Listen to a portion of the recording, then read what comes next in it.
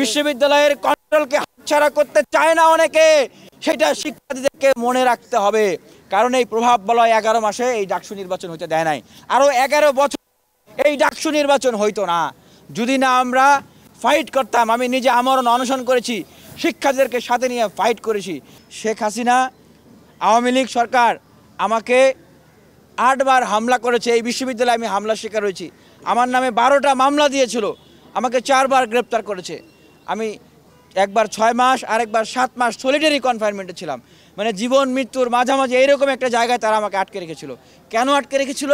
কারণ সেই সময়ে এই বিশ্ববিদ্যালয়ে এই ক্যাম্পাসে শিক্ষার্থীদের অধিকার নিয়ে কথা বলতাম, এইটা অপরাধ।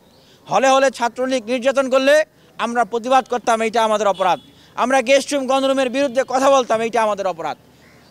রাষ্ট্রীয়ভাবে অন্যায় অবিচার করা হলে আমরা সেটা প্রতিবাদ করেছি। আবরার ফাহাদকে হত্যা করেছে ছাত্রলীগ, আমরা প্রতিবাদ করেছি।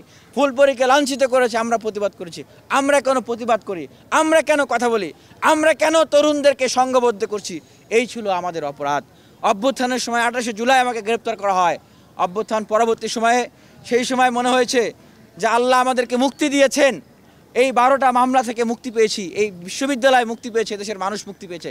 কিন্তু যদি আমরা এমন একটা বাস্তবসম্মত মেকানিজম এই বিশ্ববিদ্যালয়ে প্রতিষ্ঠা না করি, তাহলে আবারও সেই দখলদারিত্বের রাজনীতি এই বিশ্ববিদ্যালয়ে জেঁকে বসবে, যেটার বাস্তবসম্মত মেকানিজম ছিল এই ছাত্র সংসদ নির্বাচন।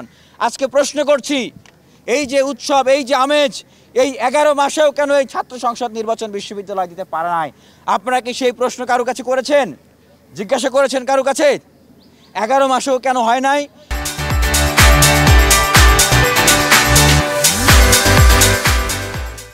এবং এই 11 মাসে ডাকসুর জন্য কারা কারা উদ্যোগ নিয়েছে, কারা কারা লড়াই করেছে, সেই খোঁজ আপনারা নিয়েছেন? সেই খোঁজ কিন্তু আপনাদেরকে নিতে হবে, সেই কথাগুলো বলতে হবে, সেই কথাগুলো বলতে হবে। কারণ এই প্রভাব বলয় 11 মাসে এই ডাকসু নির্বাচন হইতে দেয় নাই, আরও 11 বছর এই ডাকসু নির্বাচন হইতো না যদি না আমরা ফাইট করতাম। আমি নিজে আমরণ অনশন করেছি, শিক্ষার্থীদেরকে সাথে নিয়ে ফাইট করেছি। শিক্ষার্থীদের তীব্র চাওয়ার কারণে বিশ্ববিদ্যালয় প্রশাসন ডাকসু নির্বাচন দিতে সবাই একমত হতে বাধ্য হয়েছে। কিন্তু যেই প্রভাব বলয় এই শিক্ষার্থীদের অধিকার আদায় প্ল্যাটফর্মকে আটকে দিয়েছিল, সেই প্রভাব বলয়ও আজকে জেতার জন্য তারা প্রভাব তৈরি করতেছে। এইটা শিক্ষার্থীদেরকে বুঝতে হবে। আমরা যে স্বপ্নের ক্যাম্পাস চাই, আমরা যে একাডেমিক এক্সেলেন্সির ক্যাম্পাস চাই, সেইটা কিন্তু অনেকেই হতে দিতে চায় না। বিশ্ববিদ্যালয়ের কন্ট্রোলকে হাতছাড়া করতে চায় না অনেকে, সেটা শিক্ষার্থীদেরকে মনে রাখতে হবে। এই বিশ্ববিদ্যালয়ে শিক্ষার্থীদের এম্পাওয়ার্ড করতে হবে।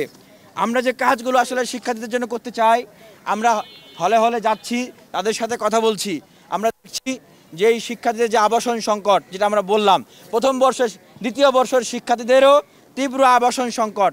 এই আবাসন সংকট সমাধানের জন্য শিক্ষার্থী যদি আমাদেরকে ম্যান্ডেট দেয়, আমরা দ্রুত সময়ের ভিতরে এই আবাসন সংকটের সমাধান করতে চাই, তার আগ পর্যন্ত আবাসন বৃত্তির ব্যবস্থা করতে চাই।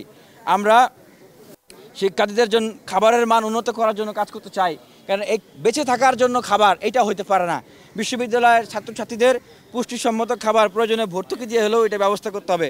আমরা যে কাজটা করতে চাই, ফুল ফ্রি স্কলারশিপ, এই যে একটা ভিশন, আমরা মনে করি যে এই বাংলাদেশ থেকে লক্ষ লক্ষ কোটি টাকা পাচার করে বিদেশে নিয়ে যাচ্ছে না ভাই?